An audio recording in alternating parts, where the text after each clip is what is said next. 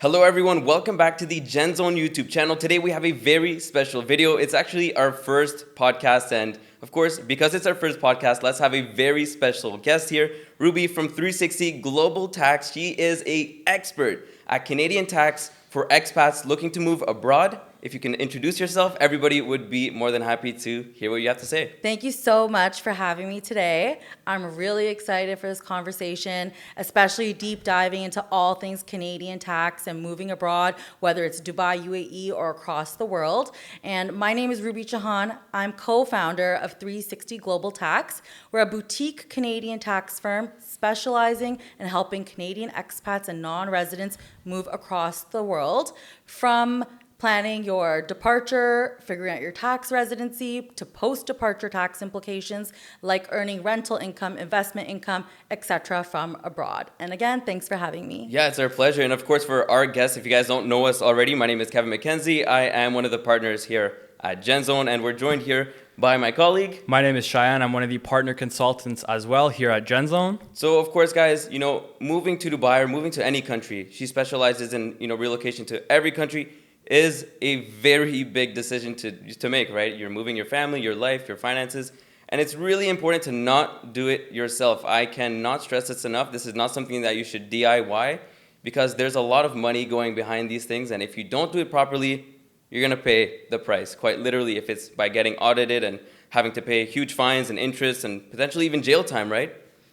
Potentially. Maybe not for the Canadians, but it's possible for some people. So it's important to have the right experts behind you to do it properly. So why are you here in Dubai today? Can you tell us more? Perfect. Yeah, thank you for asking me that question. So we at 360 Global Tax are actually members of the Canadian Business Council of Dubai and North Emirates.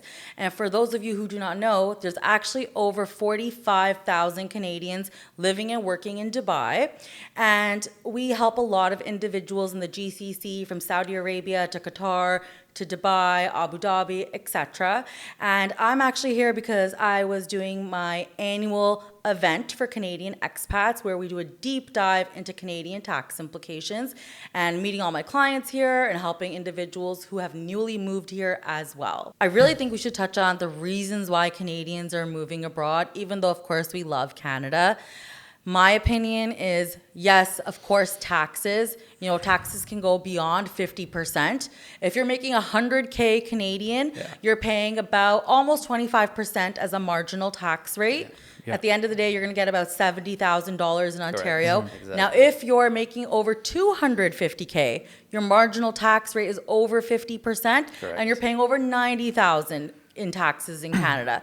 And, it almost seems like the harder you work and the better you want to do for yourself, you end up paying more taxes to the government and leaving less and less money behind for yourself and your family. And life has really changed in Canada. Cost of living is really high. What do you guys think about that? Absolutely. I think Canadians are really looking at the benefits that they can get outside of Canada, because especially for Canadians, their tax status is based on their residency. It's not like in America, like Kevin mentioned, where your tax status is based on your passport, where it's just your residency. So if you do choose to leave Canada, if you have an online business, or if you have a business that doesn't hold you to be in Canada, you're able to easily just, change your residency, become a non-resident of Canada with the help of Ruby, and then of course become a resident of the UAE and get those tax benefits with significantly low taxes, only 9% in corporate, which effectively is less. We'll get into that later. But yeah, there's lots more benefits in Dubai outside of Canada that Canadians are looking at. The business opportunities, the taxes, the amazing weather, and all the connections that they can get. So wow, 9%. So I know that's the corporate rate. And if you're an employee, it's 0%. So imagine taking home all your income. Exactly. It's amazing. Yeah. Exactly. And to put a follow-up point to this, because a lot of people are, scared about, 9% corporate tax, 9% corporate tax. But the reality is Dubai and the UAE is still the number one place to have your business registered. And let me tell you why. The first reason is this 9% corporate tax, if you look at it on an effective, basis, let's say you make $1 million, right? That 9% isn't applicable to the entire thing. It's only applicable to a section of it, which means that 9% is really like 7% or 5%. But there's another added benefit. Right now until December 31st, 2026, so we still have 3 years to take advantage of this. The UAE has implemented a small business relief, which means that if you are making under 3 million AED in revenue, which is equivalent to roughly 816,000 USD, you don't have to pay this corporate tax. Wow. So if your revenue equals your net profit, and let's say your net profit was $800,000 US, there's no corporate tax. Oh, wow. So they're still taking into consideration expenses for your business. It's net. You're taxed on the net. Absolutely. So salary, for example, that can be deducted wholly. Wow. You can deduct entertainment expenses up to 50%, interest on your business. So just like anywhere else in the world that you'd have your business, you can deduct your revenues, and then the tax is only on your net income after 102,000 US dollars. Amazing. Yeah, and if anyone's confused, of course, get in touch with us or Ruby. She'd be more than happy to explain it to you, specifically. But basically, there's two things to this. Number one, is your business making more than 3 million AED in revenue? If the answer is no, there is no corporate tax. It doesn't matter what your net income is. If you are making over 3 million AED or 3 million dirhams in revenue, then they go to step number 2, which is how much net income do you have? Is it over 375,000 AED in net income? If yes, then they will only tax you 9% on the money above the 375,000. So 375,000, that's roughly 102,000 US dollars. So let's say you did go over the threshold to not qualify as a small business, and you go over and you make, let's say, a net income of 103,000. So let's say we went over by $1,000. Then you don't pay anything on 102, and you pay 9% on the additional $1,000. Amazing. So it's really, really, really good right now. And of course, this is going to last until 2026, December 31st. So we still have a lot of time to take advantage of this. It seems like there's a lot of benefits to relocating to UAE. And not only just taxes, but UAE continues to grow. There's so much expansion in business. It's literally really the center of the world. You have Asia, you have Africa, you have Europe, all within 6 hours or so flying time.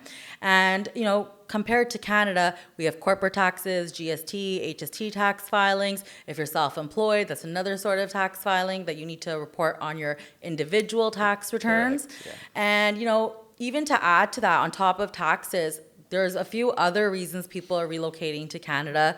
Like I said, cost of living, the weather, 6 months or 5 months of extremely cold weather. And also, people don't realize one of the main things I think people are confused about is they're going to have to get health insurance when they come to the UAE. It's going to be an out-of-pocket expense.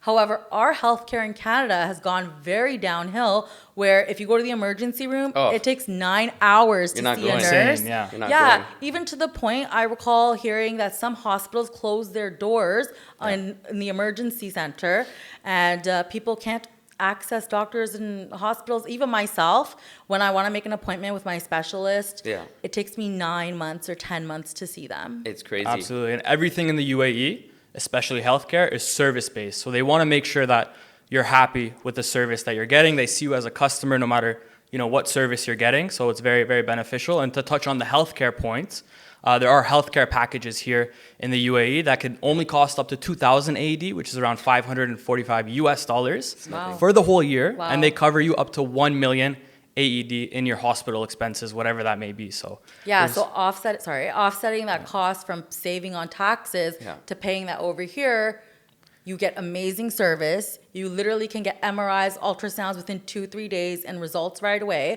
And the quality of a care is above and beyond. I recall a friend of mine telling me they went to the emergency room and they had to wait over 20 minutes, and the nurses were apologizing that they had to wait that long. You will never see that in Canada. Unfortunately, there's people with broken bones, etc. in the waiting room, and nobody cares.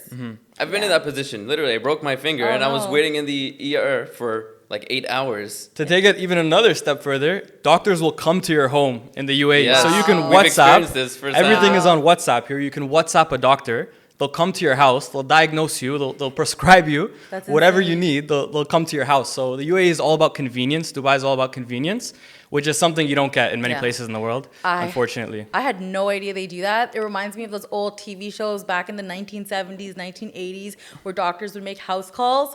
If that happens now, that's amazing. I'm very happy to hear that people can get that level of care. And even to add to that, a lot of our parents might get elderly. Everyone gets elderly, 70s, 80s, etc. A lot of individuals bring their parents out here because getting personal support workers and nurses to help take care of them in the home is much easier. So that's another wonderful point. That's a fantastic point, actually. And mind you, all of this is in Dubai and the UAE, where everyone thinks it takes a lot of money to live. You have to be rich to live here. Yeah. When the reality is you do not have to be rich to live here. Services are very cheap, very affordable, not inflated like in Canada or the UK or in Spain. Or Spain's not bad, but you know, it's very reasonable to live here. It's actually 20% cheaper to live in Dubai than it is to live in Toronto. Wow, I had no idea. How does that make sense, Absolutely. right? I have no idea. But that's a good point because all different types of people with all different sorts of employment live here. There's different types of neighborhoods. If you want to spend $500 on a meal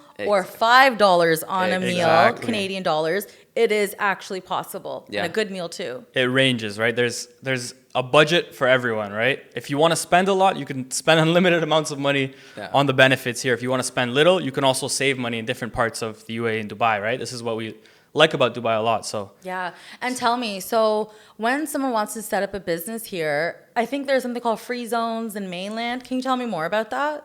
Yeah, for sure. So it's really straightforward. Depending on your business type, we could recommend you to set up in either one of the free zones or in the mainland. It depends on what your activities are. Let's say you have a physical business that requires a physical presence, then you might guess it, the mainland is where you would register your business since it's in the mainland.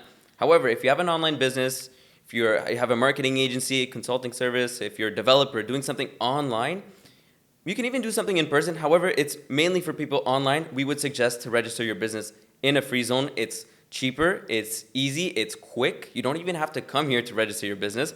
You can do the entire process from home. The only thing you have to do is come here in person for a quick medical and biometrics exam.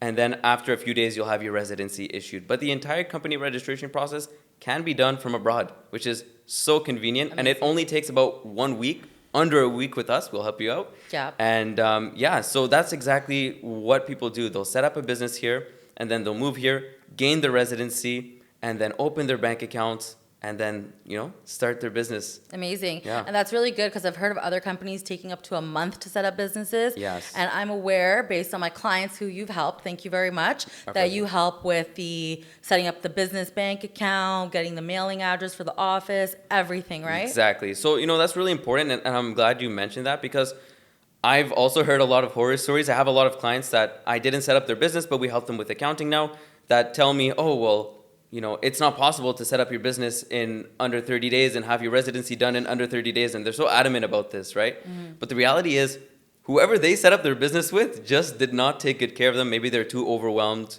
Maybe they didn't know the process. But the reality is, it should not take long at all. It should be really quick. And, a lot of agencies don't provide that service. And I don't want to talk bad on anyone. But here at GenZone, we make sure that everything is done smoothly. And we're very transparent with the timelines, the pricing, everything. Another point that I would want to mention is, some people misadvertise prices. I'm sure you see it every day on Instagram. Yeah. You'll see like business license starting at whatever price, right? And to me, it's just false advertising because when you inquire, there's so many different hidden fees and, you have to pay for this, you have to pay for this. It's like Honda trying to sell a car saying, buy a Honda Civic at $200. And then you inquire and it's like, $200 for 2 tires. Yeah. I don't understand that. That's kind of like a tactic used here. But it's really important to have the right people to help you so that it's quick, easy, and it goes smooth. And that's what we can do. I'm so glad that we're chatting about this because I'm a big believer in giving great customer service, client services, and especially the holistic approach with everything included, plus transparency because you want to be able to trust the people you're working with. Yeah, exactly. I mean, like when you're moving to Dubai, a lot of people are truthfully moving to reduce their taxes. Again, like I said, of course, there's so many other benefits, but when you're moving to reduce your taxes, what's the most important thing? You actually reduce your taxes. Not that you think you're reducing your taxes, you actually do it. And in order to do that, it's not just, set up a business, that's it. Okay, done, no taxes, I'm good. CRA, I'm good. No, you have to have a holistic approach to this, like you mentioned, where everything is taken care of. Because if you just set up a business, that's not enough, right? It's not enough, and you can get in trouble. So Amazing. That's why we like to work with you too, right? We can't just set up the Amazing. business without having the proper advisors and the proper team Yes. to assist these clients with, the relocation, which is extremely important. Yeah. So we at 360 Global Tax also believe in a holistic, comprehensive approach. Even our tagline is a personal approach because we help Canadians living in 30 plus countries: Spain, Denmark, Australia, Qatar, Saudi, living in UAE, all over. Amazing. And we help with number one, the planning process, whether Yeah. that means an in-depth tax consultation, going over every single detail about your situation. How do primary ties work? How does secondary ties work? What are our recommendations for number of bank accounts, credit cards? Where can you still invest into? RSP, TFSA, stocks, crypto, etc. What can you not invest into? And then if you move abroad and you take contributions or money out of your investments, what are the different tax withholding rates? And then also, a lot of people move abroad and they continue to have assets in Canada. If you have a home in Canada, it was your principal residence, you're not going to want to sell it because generally speaking, Canadian real estate doubles in about 10 years. Yeah. So often individuals turn their principal residence into a rental property, or they might sell property afterwards, or they might get investment income, pension income, old age security, all these different things. And we help guide you to be strategic and then also compliant so you're receiving the right tax slips, so that you're doing the correct non-resident tax withholdings. Because when you become a non-resident, multiple divisions come into play.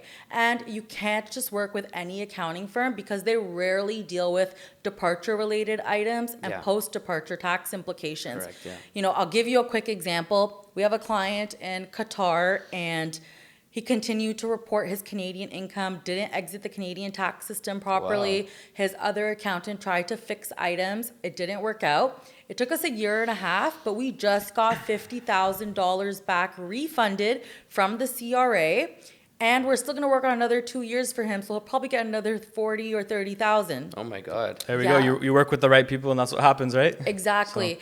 And it's really important to exit the Canadian tax system or know what your actual tax residency status is, or when do you actually become a non-resident, because if you don't exit the Canadian tax system correctly, they may assume you're still a Canadian tax resident, expect you to file Canadian tax returns, reporting your worldwide income. You may also continue to receive provincial tax credits or different things like childcare benefit if you have children. And we come across the situation where people haven't exited for years, and then they're receiving all these notices from the CRA to pay back childcare benefit or GST, HST tax credits. So it's very important your situation is reviewed in detail and everything is done correctly. We do that for all of our clients. We understand they're across the world. We express mail everything. We include our mailing address. We review all notices because the CRA often makes mistakes as well. Yeah, Absolutely. definitely. And that's very important that you mentioned. So for someone that's a Canadian that wants to relocate to Dubai, move to the UAE, maybe set up a business here, get residency here, what's the first step that they should look at when becoming a non-resident of Canada? I would say number one is doing an in-depth tax consultation so we can figure out what their ties are, primary ties, secondary ties. When do they actually become a non-resident? Because the world is very global now. They may have a business here, but they might still be earning some employment income in Canada. Maybe they're still self-employed there. Or maybe they have multiple businesses across the world, multiple properties across the world. So you have to be strategic. And for example, let's say you're going to become a non-resident and you have $50,000 and you want to put it into investments before you leave. But as a non-resident, you're no longer allowed to contribute to TFSA, tax-free savings account, because there's a penalty of 1% per month. Yeah. So to be strategic, before you become a non-resident, you may want to put your money into investments so you don't get that penalty. And then in future, as you take money out of your investments, it still remains tax-free. So number one is consultation to figure out your whole situation. We look at your primary ties. Another example is, let's say you move abroad, but your wife and children are still in Canada. Likely, you're still going to be considered a tax resident of Canada because your dependents and your spouse are still in Canada. So you may need to figure out the timeline of when is your family going to move abroad? Is it going to be a few months later? How long will you have to report your worldwide income to Canada? And things like that. Great, great. And I think a common misconception for Canadians, we have a lot of Canadian clients that own real estate in Canada. They have a primary residence or they have a portfolio of multiple properties. Yeah. What should they do if they have multiple properties in Canada? This is a fantastic question, and I'm going to answer it very, very detailed and technically in my very tax talk. So, listen up. yeah, often people have principal residences they turn into rental property, or they might have a portfolio of Canadian properties.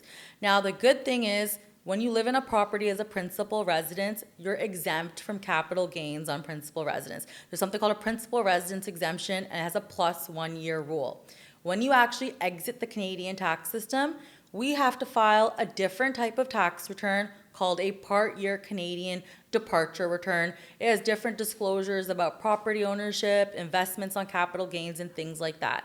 And one of the items included on that tax return is list of properties and the fair market value. And it's for disclosure purposes only. The good thing is you don't have to pay tax on capital gain when you leave Canada, because maybe you had hundreds of thousands of dollars on gain, and not many people have lots of money lying around, like $50,000, $20,000 to pay capital gain. So tax on any capital gain on real estate is actually paid when you sell the property, right? So let's say we've helped you exit the Canadian tax system, reported your property ownership. What happens is something called a deemed disposition. Essentially, CRA seeing you sell it and buy it back at fair market value, and it's reported. Then let's say you start earning rental income as a non-resident now. Two different divisions are going to come into play for you. One is called the individuals division. That's associated with your social insurance number and where everyone files Canadian tax returns. Then there's another division called Part 13 and non-resident tax. They look after any sort of income non-residents earn, like investment income, rental income, etc. And they want to make sure tax is withheld, meaning paid upfront. And you can't skip the step of withholding tax on rental income, because the penalty for that is 25% of the gross rent plus arrears interest. So you want to make sure you do this correctly. Even if at the end of the day when you file a tax return, you're in a loss position, you can't skip this step. And if it is skipped, what happens is usually when someone sells a property down the road, 5 years, 10 years, that's when the CRA looks into your file and they say, hey, non-resident, you didn't withhold tax. Here's a penalty now of 25% of the gross rent plus arrears interest. And they're surprised. So what the Part 13 division does is they give two options to non-resident rental property owners to withhold tax. The first option we call the gross method, where I would say less than 5% of people go with this method. What happens is you have to pay 25% of your gross rent to a non-resident account every single month. Most people don't want to do that when you have property tax bills, mortgage payments, etc. And these days, people might not be making a lot of money on their rental every single month. But in this process, you're paying 25% every single month.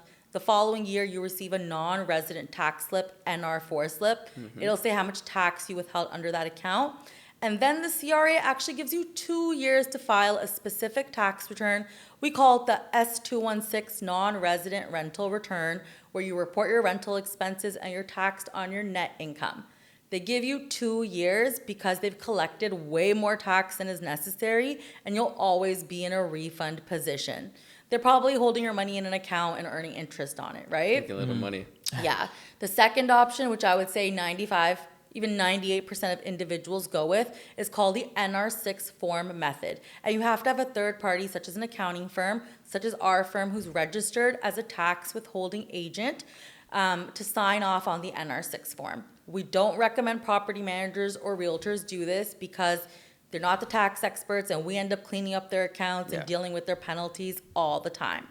So with this process, the NR6 method, it allows you to pay 25% of your estimated net income. Imagine you're estimating $0 a loss. You can end up paying $0 in tax upfront compared to 25% of the gross. So this process is broken down to 3 parts. Part 1, we prepare your NR6 form. It's almost like an estimate tax return for the year. Until it's filed, you have to pay 25% of the gross rent because CRA doesn't backdate the approval. So NR6 form is filed. Any payment is paid to our non-resident account. The rest of the year, you don't have to worry about any more forms or payments. We receive mail on your behalf. We include our mailing address. We make sure everything's approved correctly. The following year, we prepare an NR4 slip, and we include an exemption code, making sure that the CRA is not expecting you to pay that 25% and that all divisions understand that you were approved with the NR6 form. Then part 3, this is where it gets a little bit different. CRA has a very strict tax filing deadline because they allowed you to pay less tax of June 30th of the following year. And if you fail to file your tax return, they come after our tax firm who signed off on the NR6 form for you, and they issue a penalty or final assessment of 25% of the gross rent plus arrears interest. But we have this process set up very, very well in-house where we help close to, I would say, almost 1,000 individuals across the world. Wow. Comprehensively. We don't want our clients to get penalties. We don't want to have to chase our clients for penalties. Everything's done in a very timely fashion. That's amazing. That's a lot of detail, a lot of Very valuable info for property holders. It's important, and I want to explain the detailed process Exactly. because a lot of tax firms or a lot of individuals, they're not transparent. We're happy to share what's happening with your tax filings. We want you to be aware and understand everything, but of course, leave it up to the tax experts Correct. so we can manage Exactly. it for you. I mean, like, you can know how something is done, but doing it yourself is a totally different thing, right? But it's still important for people to understand so they can, work with you Yeah, hand in hand absolutely. to make sure that you do it properly for them. And if you helped over 1,000 people, that's crazy. In 30 plus countries. That's Wow. a lot Yeah. of people. It's Mostly a lot. Canadians, right? Or They're all Canadian. Mostly Canadians because there are non-residents and foreigners that own Canadian property still, and we help a lot of individuals moving to and living in, like I said, Spain, France, Mexico, Australia, Wow. and we're very, very lucky. Our clients continue to recommend us in different Facebook For groups, sure. write us reviews and things like that. I mean, Amazing. honestly, that's, our type of businesses. It's great to make the content and advertise, but at the end of the day, most of our clients, and I can probably say Yep. for you too, come from referrals, right? Yep, It's, absolutely. you have a good experience, I'm going to recommend you to my friend, my cousin, my uncle. Yeah. And, it just shows the quality of service that we're giving. Like you said, it's really important to give a good service so that they're happy and they recommend you to other people. Yeah. And I can say we have done a lot of research, right? We've been here in Dubai for a long time and we've done a lot of research to find proper tax consultants. And there she is right there. Because there's just a lot of people on the market. And just because they're on the market doesn't mean they should be, we should work with them and pay for their services. So Absolutely. I talk to over 30 people a week, 20, 30 people moving across the world. I think we were talking before, and our schedules, I'll have calls at nighttime on Toronto time while I'm here in Yes. Dubai, Spain in the morning. So, and like I said, our tagline is a personal approach because wherever you are in the world, even if we don't speak every single day, when we work together, and especially as a non-resident, there's multiple touch points throughout the year. Our goal is to provide you excellent service. exactly. And, same for us, right? Like we're dealing with clients from all over Yeah. the world. So our work hours are a little bit, sporadic Yeah. and might not be, 9 all to time 5. zones. Yeah. But, we're happy to always be there for people. If I have to hop on a call at 1 a.m., I will do it. I did it last week for a client. They're now coming to Dubai on Sunday. Today is Tuesday, so they're going to be Wednesday. Anyway, we don't even know what day it is. We just focus on working every single day anyway. Yeah, and as Canadians being here, I think it really shows that anything in the world is possible as long as you plan it properly, you're strategic, all your T's are crossed, I's are dotted, it's definitely possible. Yeah, I mean, so this brings me to my next question. So, great question that you asked about people who have real estate, but a lot of people actually don't even have any assets. All their income is post-tax in their bank account. They don't even have a car. They're just a digital business owner, which a lot of our clients are digital business owners. What do they have to do if they're Canadian to prepare to come to Dubai? I know you already asked your question for, people with assets, Yeah. but what about just someone who doesn't have any assets and doesn't really need holistic planning, just needs to make sure that the proper things are done? Is there a departure tax? Tell us a little bit Yes. more about Yeah, that. what needs to be filed, all that kind of jazz. Great question. Let's say we reviewed your situation and we've deemed that you're a non-resident of Canada for tax purposes.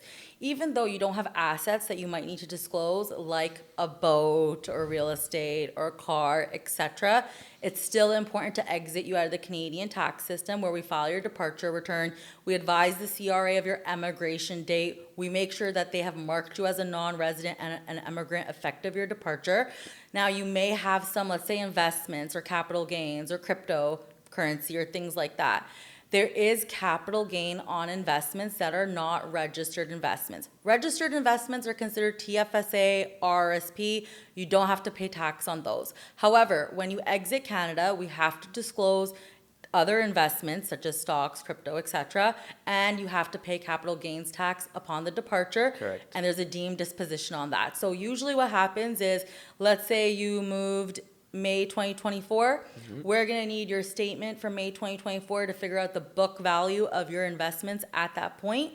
That would be reported on your tax return the following year, and you may have some capital gains tax owing on that, and that's that. And then after you become a non-resident, we would recommend telling all your financial institutions you're a non-resident, because whoever is the payor of the income to you, such as a bank or a company such as maybe Questrade or another company, they're required then to withhold tax for you and issue you an NR4 slip. And when an NR4 slip is issued, normally the correct amount of tax has been withheld. You don't have to file a tax return or do anything more with that income. So another great question I actually have, because a lot of our clients, set up at different times during the year. Some are smart and set up well before the new tax year, and some set up, just when it starts or in the middle or at the end. When is someone actually a non-resident of Canada? At what point do they become a non-resident for tax purposes? This is a good question. It's not black and white, because if you look at the Income Tax Act, the big book of tax rules that all accounting firms follow, it doesn't clearly state who is a tax resident or not. Exactly. So what we've done is we look at different case law over the years, and CRA's come up with primary ties and secondary ties that we briefly chatted about, but it's still not black and white. So main ties is your spouse. Now, if you don't have a spouse, fairly straightforward, you don't have a primary tie there. Dependents, if your dependents are still in Canada, you're going to be considered likely a Canadian tax resident. Real estate is a primary tie. However, that's not a make or a break, because let's say if you've put up your property for rent, it shows clear intention that you don't plan on staying there. Exactly. Yeah. Then we have to look at your secondary ties, which could be anything such as golf memberships, library cards, your health care, etc. How many bank accounts you might have. We want to make sure your secondary ties are minimal. Now, having one or two bank accounts or credit cards is not make or break, especially if you need to continue paying some bills in Canada. Exactly, yeah. These days, you could be a non-resident of Canada for 5 years or 15 years. You don't know what the future holds, right? Totally. So definitely canceling all those different memberships, magazines, etc., because in court cases, CRA has looked at golf memberships. Because Wow. it's like, why would you keep all these memberships if you're not Correct. ordinarily residing and Correct. living in Canada, right? And then we'll have to look at, so I would say those are the main things that we look at. And then as you become a non-resident, let's say you have some Canadian employment income or Canadian contract income. That doesn't necessarily mean you're a tax resident just because you have employment income or contract income. Let's say you're a non-resident and you earn some sort of income, employment income from Canada. You'd have to report that on a non-resident Canadian tax return. So there's a multitude of different types of Canadian tax returns that individuals can file. T1 resident return, non-resident return for employment income, Section 216 non-resident return for rental income, Section 217 non-resident return for CPP income, old age security return for OAS, old age security income. So we really need to look at your situation, because it's not black and white, because everyone's situation is so different. Exactly. Yes. Yeah. So that's absolutely great to know. It's very important to do everything correctly. But say someone doesn't contact a tax expert like you, what kind of fines or punishments can they face for doing everything non-correctly? That's a good question. So I'll mention a few different potential fines that could happen. Let's say they didn't know they were a non-resident and they kept contributing to TFSA, they didn't talk to anyone. Large penalties, 1% per month, as long as the Wow. funds are in the account. We've had clients get over $10,000 in penalties. And there's ways to ask for forgiveness, but sometimes the CRA doesn't forgive, especially if somebody's received a notice in the past for over contributing. Then let's imagine somebody had a house in Canada and they didn't file their departure return. That means they haven't filed a certain form we call T1161, list of properties by an immigrant. Failing to submit that form results in a penalty of $2,500 per non-resident owner. Then, for example, if you didn't pay capital gains tax on your investments, there might be some tax owing and interest income on that. Then, if you didn't advise them and then you missed out on the Part 13 and non-resident divisions rules for withholdings, that's another division that's going to come into play and may assess arrears, interest, and penalties. Wow. So it's very important to contact the right people that have a holistic approach to this. You have to look at the bigger picture. What do you have to do in Canada? What do you have to do in the UAE? Where can people contact you if they want to move to the UAE? Absolutely. So feel free to check out our website, www.360globaltax.ca. Reach out to us at info@360globaltax.ca, and also our Instagram, 360globaltax. Awesome. Kevin, where can people find us? Of course, if you want to contact us, you can go to www.genzone.co. We are on all social media platforms, so you can find us on Instagram, you can find us on YouTube. We post a lot of videos there, probably about one a day on average. And if you need any information about moving to Dubai, or if you need any information about, Canadian taxes or any taxes in regards to expatriating to any country, Ruby is your go-to. We can help you as well with this. But I think the most important thing to do is do it properly. Yes. Don't try to do it yourself, and don't try to cheat the system. The CRA is very smart. They're really smart. They want their money. So if you're trying to cheat the system, it's not going to work out for you. Yes. And I think we can all agree on that. They're a great organization, and we love the CRA, but you got to make sure you take care of them properly and you don't mess up anything. Yes. Thank you so much, Kevin and Cheyenne from GenZone, for being here. We learned a lot. Everyone, if you're considering moving abroad and setting up a company in UAE, please reach out to GenZone. They provide a holistic, transparent approach, which is ideal in these large, life-changing decisions. Thank you again. Our pleasure. Our pleasure.